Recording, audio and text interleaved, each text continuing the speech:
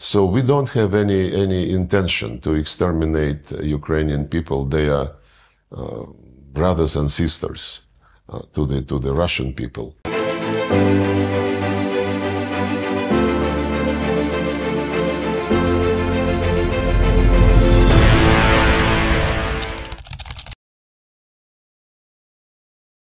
How many have died so far, do you think, on both sides? It is not disclosed by Ukrainians. Zelensky was saying that it is much less than 80,000 persons on Ukrainian side.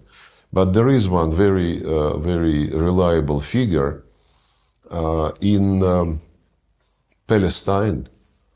During 1 year after the Israelis started their operation in response to this terrorist attack, which we condemned, and this operation, of course, acquired the proportion of collective punishment, which is against international humanitarian law as well. So during 1 year after the operation started in Palestine, the number of civilians, Palestinian civilians, killed is estimated 45,000. This is almost twice as many as the number of civilians on both sides of Ukrainian conflict who died during 10 years after the coup. 1 year and 10 years. So it is a tragedy in Ukraine. It's disaster in Palestine. But we never ever had as our goal killing people, and the Ukrainian regime did. The head of the office of Zelensky once said that we will make sure that cities like Kharkov, Nikolaev will forget what Russian means at all. Another guy in his office stated that Ukrainians must exterminate Russians through law or, if necessary, physically. Ukrainian former ambassador to Kazakhstan, forgot his name, became famous when giving an interview and looking into the camera, being recorded and broadcast. He said, our main task is to kill as many Russians as we can, so that our kids have less things to do. And the statements like this are all over the vocabulary of the regime. How many Russians in Russia have been killed since February of 2022? It's not for me to disclose this information. In the time of military operations, special rules exist, and our Ministry of Defense follows these rules. But the very interesting fact that when Zelensky was playing not in international arena, but at his comedy club or whatever it is called, he was, there are videos from that period when he was bluntly defending the Russian language. He was saying, what is wrong with Russian language? I speak Russian. Russians are our neighbors. Russian is one of our languages. Get lost, he said, to those who wanted to, to attack the Russian language and Russian culture. When he became president, he changed very fast. And before the military operations, in September 2021, he was interviewed. And at that time, he was conducting war against Donbass in violation of the Minsk agreements. And the interviewer asked him what he thought about the people on the other side of the line of contact. And he answered very thoughtfully, you know, there are people and there are species. And if you, living in Ukraine, feel associated with the Russian culture, My advice to you, for the sake of your kids, for the sake of your grandkids, get out to Russia. And if this guy wants to bring Russians and people of Russian culture back under his territorial integrity, I mean, it shows that he is not adequate. So what are the terms under which Russia would cease hostilities? Like what are you asking for? 10 years ago, in February 2014, we were asking only for the deal between the president and the opposition. Yes. To have government of national unity, to hold early elections, to be implemented. The deal was signed, and we were asking for the implementation of this deal. They were absolutely impatient and aggressive, and they were, of course, pushed, I have no slightest doubt, by the Americans, because if Victoria Nuland and the US ambassador agreed the composition of the government, why wait for 5 months to hold early elections? The next time we were in favor of something was when the Minsk agreements were signed. Yes. I was there. The negotiations lasted for 17 hours.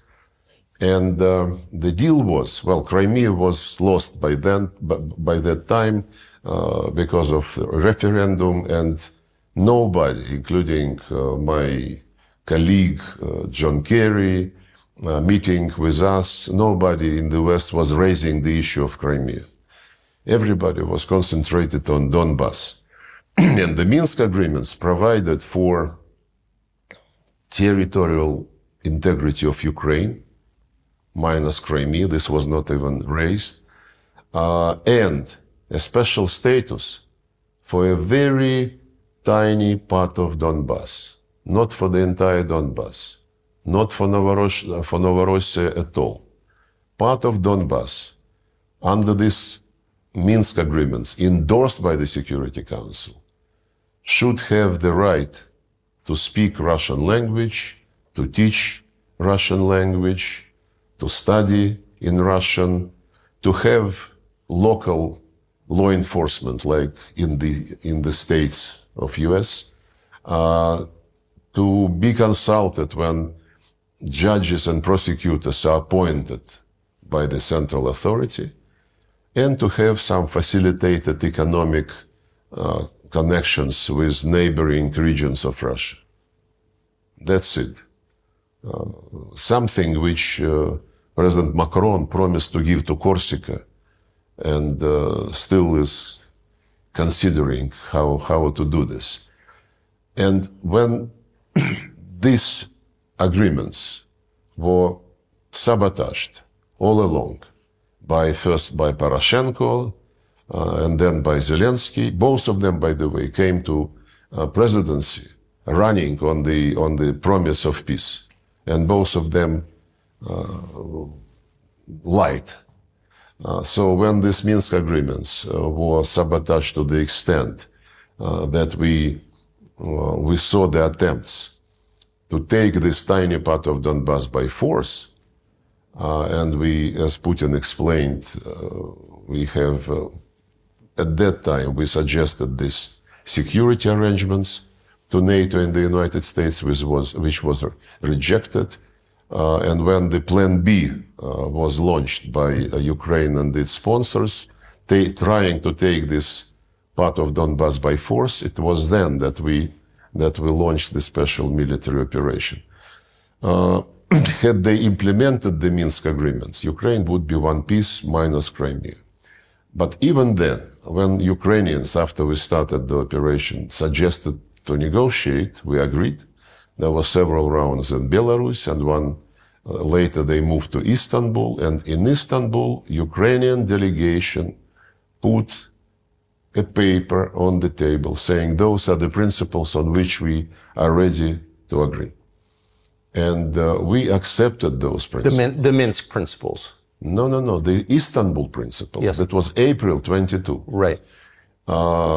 Which was no NATO, but security guarantees to Ukraine, collectively provided with the participation of Russia.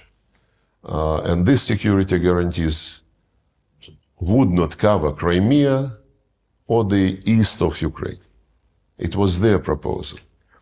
And it was initialed. And the head of the Ukrainian delegation in Istanbul, who is now the chair of the Zelensky faction in the parliament, he recently, a few months ago, in an interview, he confirmed that this was the case. And on the basis of these principles, we were ready to draft a treaty. But then this gentleman who headed the Ukrainian delegation in Istanbul, he said that Boris Johnson visited and told them to continue to fight. Then there was... But Boris Johnson, on behalf of... He said no, but, you know, the guy who initialed the paper, he said it was Boris Johnson. Other people say it was Putin who ruined the deal because of the massacre in Bucha. But massacre in Bucha is something which they never mentioned anymore. Massacre in Bucha. I do, and we do. In a sense, they are on the defensive. Several times in the United Nations Security Council, sitting at the table with Antonio Guterres, 2 years ago and last year, last year and this year, the General Assembly, I raised the issue of Bucha and said, guys, it is strange that you are silent about Bucha because you were very vocal when BBC team found itself on a street where the bodies were located. And can we, I inquired, can we get the names of the persons whose bodies were broadcast by BBC? Total silence. I addressed Antonio Guterres personally in the presence of the Security Council members. He did not respond. Then at my press conference in New York, after the end of the General Assembly last September, I asked all the correspondents, guys, you are journalists. Maybe you're not an investigative journalist, but journalists normally are interested to get the truth. And Bucha thing, which was played all over the media outlets condemning Russia, is not of any interest to anyone. Politicians, UN officials, and now even journalists. I asked them, when I talked to them in September, please, as professional people, try to get the names of those whose bodies were shown in Bucha. No answer. Just like we don't have any answer to the question, where is the results of medical analysis of Aleksey Navalny, who died recently, but who was treated in Germany in the fall of 2020, when he felt bad on a plane over Russia. The plane landed. He was treated by the Russian doctors in Siberia. Then the Germans wanted to take him. We immediately allowed the plane to come. They took him. In less than 24 hours, he was in Germany. And then the Germans continued to say that we poisoned him. And we asked them, can you, and they announced that the analysis confirmed that he was poisoned. We asked for the test results to be given to us. They said, no, we give it to Organization on Chemical Weapons. We went to this organization, we are members, and we said, can you show to us, because this is our citizen, we are accused of having poisoned him. They said, the Germans told us not to give it to you because they found nothing in the civilian hospital. And the announcement that he was poisoned was made after he was treated in a military hospital Bundeswehr hospital. So it seems that this secret is not going. So how did Navalny die? Well, he died serving the term in Russia. But he, during, as far as it was reported, every now and then he felt not well, which was another reason why we continued to ask the Germans, can you show us the results which you found? Because we did not find what they found. And what they did to him, I don't know. What the Germans did to him? Yeah, because they don't explain to anybody, including us. Or maybe they explain to the Americans. Maybe this is credible, but they never told us how they treated him, what they found, and what methods they were using. How do you think he died? I'm not a doctor, but for anybody to guess, even for the doctors to try to guess, they need to have information. And if the person was taken to Germany to be treated after he had been poisoned, the results of the tests cannot be secret. We still cannot get anything credible on the fate of Sergei Skripal and his daughter. The information is not provided to us. He is our citizen, she is our citizen, and we have all the rights under conventions which the UK is party to get information. Why do you think, so many threads, but why do you think that Boris Johnson, former Prime Minister of the UK, would have stopped the peace process in Istanbul? On whose behalf was he doing that? Well, I met with him a couple of times, and I wouldn't be surprised if he was motivated by some immediate desire or by some long-term strategy. He is not very predictable. Okay. Do you think he was acting on behalf of the U.S. government, on behalf of the Biden administration? He was doing this independently? I mean, I don't know. I don't know, and I wouldn't guess. The fact that the Americans and the Brits are leading in this quote-unquote situation is obvious. Now it is becoming also clear that there is a fatigue in some capitals, and there are talks every now and then that the Americans would like to leave it with the Europeans and to concentrate on something more important. I wouldn't guess. We would be judging by specific steps. It's obvious, though, that Biden administration would like to leave legacy to the Trump administration as bad as they can. yes.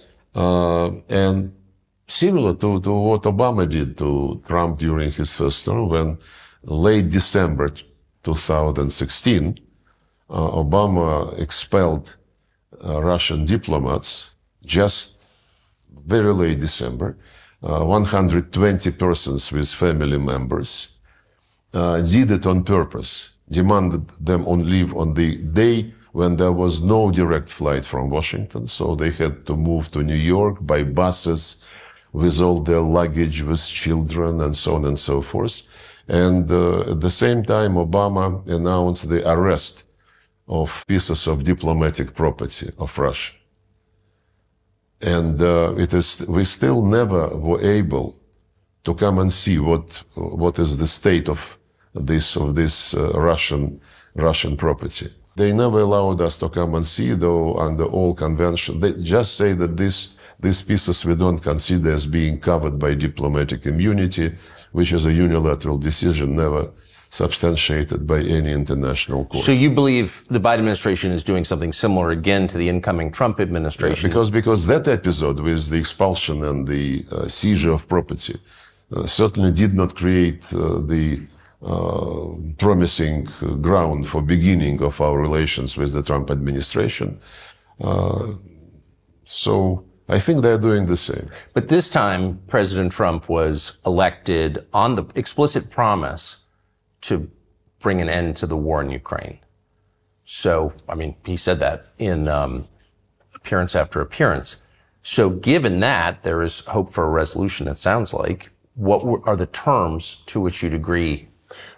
Well, the terms, I basically alluded to them when President Putin spoke in this ministry on the 14th of June. He once again reiterated that we were ready to negotiate on the basis of the principles which were agreed in Istanbul and rejected by Boris Johnson, according to the statement of the head of the Ukrainian delegation. The key principle is no non-bloc status of Ukraine, and we would be ready to be part of the group of countries who would provide collective security guarantees to no Ukraine. NATO. No NATO, absolutely. No military bases. No military exercises on the Ukrainian soil with participation of foreign troops. And this is something which he reiterated. But of course, he said, it was April 2022. Now some time has passed. And the realities on the ground would have to be taken into account and accepted. The realities on the ground are not only the line of contact, but also the changes in the Russian constitution after referendum was held in Donetsk, Lugansk republics and Kherson and Zaporozhye regions. Yes. And they are now part of the Russian Federation according to the constitution, and this is a reality. And of course, we cannot tolerate a deal which would keep the legislation, which I quoted, prohibiting Russian language, Russian media, Russian culture, Ukrainian Orthodox Church, because it is a violation of the obligations of Ukraine under the UN Charter, and somebody must be done about it. And the fact that the West, since this Russophobic legislative offensive started in 2017, and the West was totally silent, and it is silent until now, of course, we would have to pay attention to this in a very special way. Would dropping sanctions against Russia be a condition?